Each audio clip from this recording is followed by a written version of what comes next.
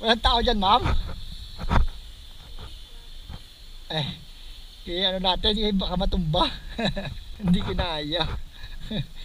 Wala, bigat talaga eh. Kung hindi mo kaya, hingi ang rescue. Kaysa madiskarel yan mamaya. Puta, madama yan si Maxine. Yan! Ayun, thank you, thank you. Ay, lamang na kasi doon eh, pag pinilit ko. Safe na safe yan, no? Siyempre, biro yung product natin dyan para pabayaan. Welding machine 1-0. Yun, no? 2-0. Bigat niya itong bala na to. Aray ko, hindi kaya.